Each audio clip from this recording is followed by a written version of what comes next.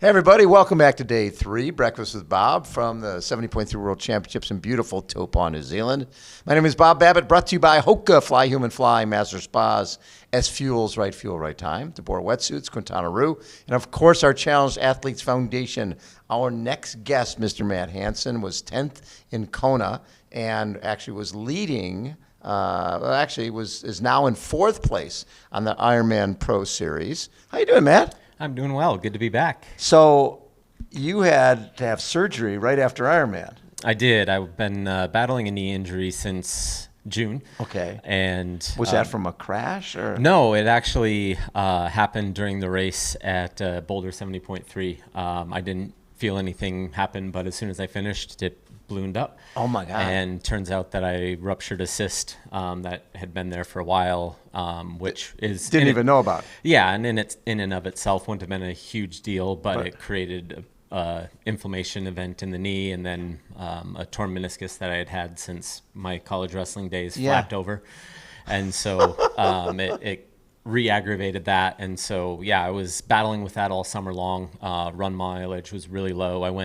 Had to go a 3-week stretch from end of September to early October with no running at all. Leading into the Ironman World Championship. Yeah, almost pulled the pin on the race just because I couldn't run. Not a step.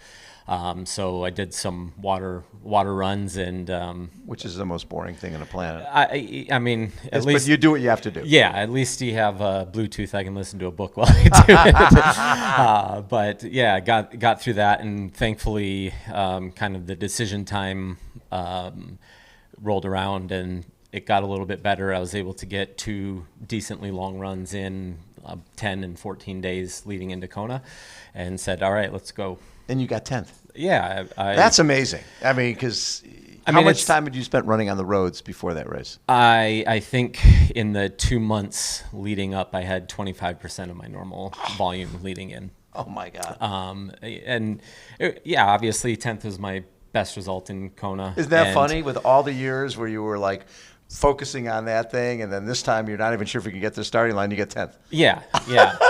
It was definitely happy to finally get a bowl, get that kind of off my back, but it also left you with I had my best executed day on the worst fitness that I brought into the race, and so there's a lot of what ifs. Like the last 10K things got a little ugly for me. Obviously, a lot of like everybody else, a lot of people they did, but that's usually my forte is in that last coming out of the energy lab and running and people down. Wasn't able to make the moves that I thought I was.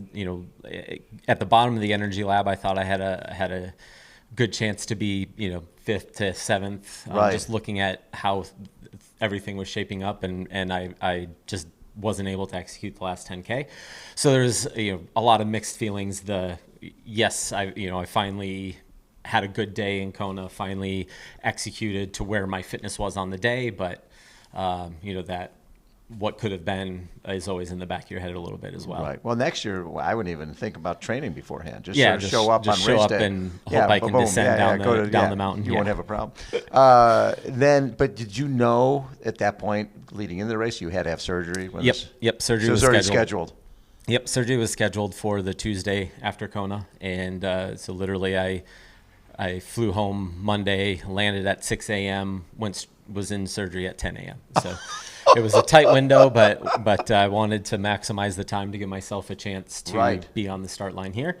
And I didn't know how the points were going to shake out. I've got 2 decent 70.3s already, so I didn't know if I was going to be fighting for a spot, fighting for the lead, going into Kona.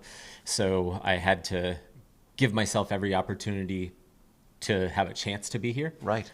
And I ended up having a decent day, but Patrick had a stellar day, so he took over the lead at that point. And then there's a couple other guys, Barnaby and Hogan Hogg, both had a good day there, and then both went and had a good day at Western Australia, so they jumped up as well. And then Matthew Marquardt finished right behind me at Kona, and he's a little bit further down the list, but he's the only guy that's in the mix with 4 races. So there's still a bit of possibility that I can hold on to fourth. Moving up to third would take a crazy series of events. And, I think moving down to fifth is probably the most likely outcome with, Matthew is if he stays upright on the bike, I think, which obviously we always hope that no one crashes. Yeah, no, we want everybody to have the best race they can. And so that I'm kind of anticipating being fifth by the time things all shake. And that's 50K. Better than a poke in the eye. Exactly. That's a big bonus at the end of the season, not including what you got for the other races. Yeah, I mean, it's great to have that at the end of the year. The years past, that hasn't been there on the Ironman side of things. And so definitely a big addition to have the Pro Series as an option. Right. I think they did things really well with the design of it. I mean, there's 3 guys that could fight for the win, 2 women I think that can fight for on the the win last still, day. That's all you want. And so, and they're all here, and I think that makes it a lot of fun for the people who followed it season long. It also, I've been saying for years that we need to structure the races to where the best people are racing the best people more frequently. Yes. It's harder on our bodies, but that's what's going to grow the sport. People don't want to see somebody win by 20 minutes. No. I mean, it's just not entertaining to watch, Right. and it's not entertaining for the people calling the races to have to just, Right. Sing somebody's praises for 8 hours Yeah. when they're way off on the front. So this has created a lot more competitive racing and a lot more fan enjoyment, I think, Yes. and it's going to help the followers, the fans follow Right. the sport, and yeah. It was funny. I was doing the commentary for Ironman Wisconsin a couple of years ago, and I think Brent McMahon was ahead for, it's 140.6 miles, 138 of them, right. And it's really hard to fill. It's Yep. like I can go back to his childhood and start Yeah. talking about his Little League days, but it's Yeah. what do you? So it from a television perspective, from a fan perspective, from the athlete's perspective, obviously you guys like racing each other. Yep. You don't want to go. I mean, time trial is nice and the check is great, but it's still better when there's action. Yeah, definitely, and it makes you have to show up every race ready Yes. to go. Yeah. It rewards consistency with the Pro Series especially. Yeah. You look at a guy like Matthew, who's Yes. fighting for the win. He hasn't won a race this year, but Right. he's always been in the mix. Yep. So it rewards just being there and executing Being a consistent. great day, and yeah, it's fun. Yeah, and it also for a lot of folks who haven't done an Ironman before, are thinking, okay, now I got to do 3. Yep. That can be, but I think a number of people are looking at it and go, okay, I'm going to do one early in the year because I would like to qualify for Worlds, and if I qualify for Worlds, I'm going to have to do 2. So what the hell? I'll toss a another third one. in there. Yeah. I'll hit another one. Yeah, I mean, it'll definitely be interesting. There's a lot of younger athletes Yes. that are jumping up to the full distance earlier in their career, and now they're doing 3 or 4 of them in a year. It'll be interesting to see how that affects the longevity of the athletes. Right. But, we're getting a lot better about how we prepare and how we recover and the things that we're doing day to day, whether it's nutrition, strength training, Yeah. and mobility work. We're just getting smarter about that, and it's becoming a part of our everyday routine. A lot more now than it probably was 10 years ago. So, Yeah. Hopefully that kind of balances out the need to do more longer distant or full distance races in a year. How, in terms of your recovery, where do you feel you're at right now from the surgery? Hindsight's always 20/20. If I would have known things were going to go this well post surgery, I would have done it in June. I was worried if I had the surgery right away that I would miss out on the ability to fight for the Pro Series. And so things went as well as could be expected. I was on the bike 3 or 4 days after just doing some easy spinning to get the inflammation out primarily. I was in the pool as soon as the suture healed, and then was back to running on day 11, a full body weight, which I did some restricted body weight runs earlier in that even some as well. Ultra G type of things. Yeah, and so I definitely don't have the miles in my legs that I want or the speed work, but I was able to get on the track. You're also fresh. Yeah, I was able to get on the track a couple times in the last 3 weeks, Yes. and it wasn't awful. So, and nobody's feeling great here. The And, best time we're of the year. we're No. 50 weeks into a season, right? And it's been a lot of racing for pretty much every guy on the start list Yeah. here. So no one's going to feel absolutely amazing unless they had a injury that kept them out for most of the Yes. summer. And so everybody's just going to show up with the fitness they have, and hopefully we're healthy and can put on a show come Sunday. So one of the biggest changes in the sport over the last number of years has just been the speed on the bike. It's just changed. I mean, nobody used to be in wind tunnel, or very few people, and now everybody is able to get in wind tunnels and get the exact perfect fit and 3D printing on the bars. How have you had to change? Because you've been in the sport for a long time, and then all of a sudden the ante gets dropped on the bike, and you've got to meet that. Yeah, I mean, it definitely, in the past, there was, it's not just everybody's faster on the bike, but it's everybody's faster on the bike and they're still running well. And that's where the difference, like yes, early in my that's a great career, point. I could come off the bike 15 minutes down on an Ironman and still be in contention to win.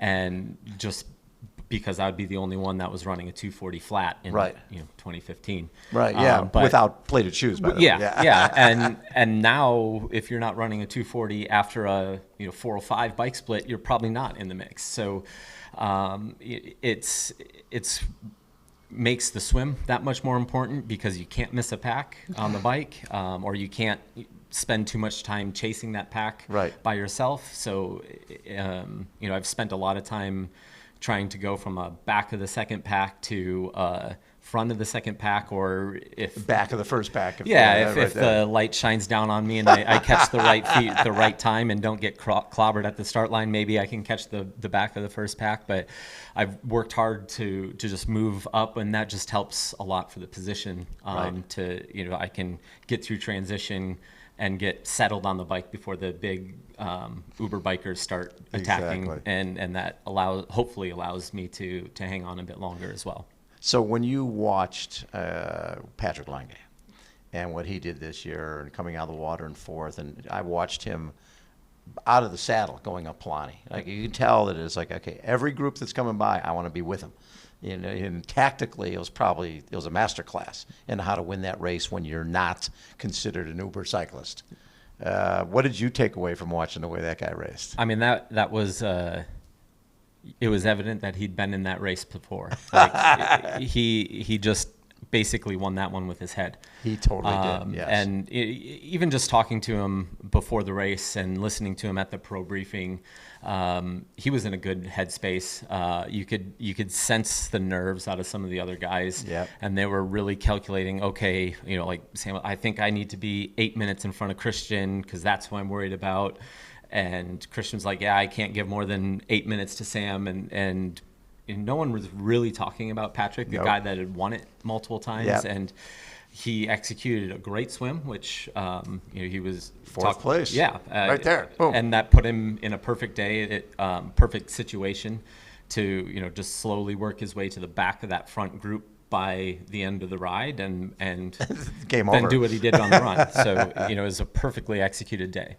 And when I watch a race like that, and just because at that point everybody's thinking you've got to be, Magnus, you've got to be Sam, you've got to be an Uber cyclist to get off this bike, so that you're going to have 8-10 minutes and run away from everybody. And it's changed. You're not. And it's funny because when we saw Sam in Kona a couple years ago, everybody thought he's going to blow up. Yep. That's what he does, and he didn't. He got passed, but he still ran 2:44. Then the next year he goes off the front in Nice and wins the thing. And it just, everybody's like, okay, you can't let him go anymore. Yep. And some people really suffered this year, I think Magnus in particular, because he was trying to keep Sam there. And next thing you know, Sam's pretty much, he's off the bike leading, but he's blowing. And Magnus, when I saw him early in the run, I'm like, ooh, he looks pretty rough right now. Yeah, not many people can come back from looking the way he did in the early miles to come back and have a great run, and get second. Definitely, hats off to him for figuring out how to adjust and fix what was staying in the moment, and fixing what he could at that moment, because he was able to put it back together after things kind of fell apart. But I think my biggest takeaway after this year's Kona was there's still multiple ways to win a race. And, a lot of people thought going off the front was what you had to do on the bike. Right. Well, that wasn't Maybe necessarily the recipe this year. How many people do you think you passed in the run? I think I got off the bike in 30th and then ran up to 10th. 20th. Yep. 20 people you Yep. got off the bike. And also, one of the things his coach did, Patrick's coach, which I thought was brilliant, is when Patrick first met with him, the coach said, "What can I do for you?" He says, "Well, you can make me younger," right? Which you could relate to. But then he started saying, now Jan Verdena was 38, and Craig Alexander was 38, and Mark Allen was 37. So we're just going to race differently. We're going to race it almost like it looked like he was racing it like a criterium. Mm-hmm. The way he was hammering the bike early on, where it used to be, if you were the runner guy, steady state, save my legs. He went contrary to that, and it was awesome. Yeah, there was a bit of a shift in the narrative when we returned to Kona in 2020, and the average age drop of the top 10 dropped like 8 years from 2019. It was a young guys race in 2020, and I think a lot of that was because the conditions were just perfect. Mm-hmm. And we got a super fast day, so everybody got rewarded by racing really aggressively, and they tried to play that same card 2 years later this year, and it started off as a beautiful day. We had nice rain. Right. It was really cool up until we got to the top of Hawi, and then it started to get warm, and really the wind quickly. didn't kick up, so we didn't get any chance to cool down. Yes. And so I think a lot of people got behind on their nutrition because of that, and you just got, the experience of Kona that we've all had numerous times in the past that just didn't seem to come in 2022. Yeah, it was really fun to watch. And I mean, but when you're sort of a older athlete and you see what Patrick does, that's got to give you confidence and make you feel like, again, you can win this a lot of different ways. And the fact that I passed 20 people during their freaking marathon means I still have it. Yeah, I'm a few days older than I was a few days ago, but I think I still have a lot of good races left in the legs. There's been no a lot of fun. Will you do the Pro Series again next year? That's the plan. That's the plan, right? I love it. Well, good luck this weekend, man. Be fun. Thank you much. You can be anywhere from what to what? What place? I think the only way to improve my score is to be within 9 minutes of the lead, okay, or 8.5 minutes of the lead. So anything under that, I improve my score a little bit, make it a little bit tougher on Matthew. But like I said, I don't think it's going to matter that much unless something happens to him on the bike. I think he's just got to finish within like 20-something minutes of the lead to jump me, having one less race than I do. So it's pretty well set for me, I think, but you never know what happens, and that's why we race. Well, and I've seen lots of races where you're in a different time zone, like, was it Miami or Daytona? Was it Miami? Daytona. And you were way back, and next thing you know, you're running away to second? Yep. Running away to second and $70,000. Yep. Yeah, so great things can happen this weekend. Yeah, we're here to execute and have some fun, and put some icing on the cake that's been 2024. Love it. I'm so glad you're here healthy. Me too. Matt Hanson has been our guest, everybody. Again, Breakfast with Bob, 70.3 World Championships. Hold on. We'll be right back.